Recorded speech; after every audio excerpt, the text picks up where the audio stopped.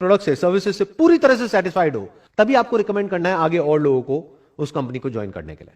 अगर ऐसा एक्चुअल में हो रहा है तो वो कंपनी जेन्युइन है, लेकिन अगर ऐसा नहीं हो रहा है तो वो एक स्कैम है। और ये सब तो वो है जो रूल्स में क्लियरली लिखा हुआ है कि ये करना गलत है। इसके अलावा ऐसी बहुत सारी चीजें हैं जो बहुत सारी एमएलएम कंपनीज में होती है, जो हो सकता है लीगली सही है लेकिन एथिकली बिल्कुल गलत है। मतलब कि अगर कोई भी डायरेक्ट सेलिंग कंपनी है जिसका एक डायरेक्ट सेलर्स का नेटवर्क है, तो स्ट्रक्चर में सारे लोगों को सिर्फ तब बेनिफिट हो सकता है जब जो प्रोडक्ट है वो सर्विस है उसकी अपने आप में इतनी वर्थ है कि अगर एक इंसान वहां से 1 रुपए भी ना कमाए तब भी उसको किसी तरह का कोई रिग्रेट ना हो कि मैंने इस कंपनी को ज्वाइन किया।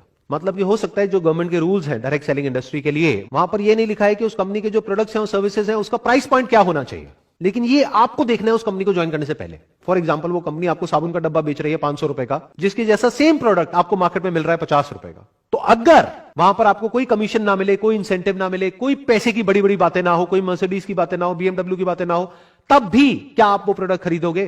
अगर तो जवाब है हां तो वो कंपनी बहुत बढ़िया है, लेकिन अगर जवाब है ना तो ये बिजनेस फंडामेंटली फ्लॉड है।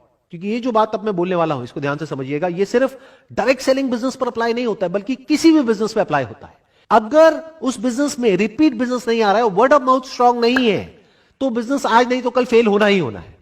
Word of mouth, not of the money that a person can earn from that particular company, but word of mouth of the products and services offered by that particular company.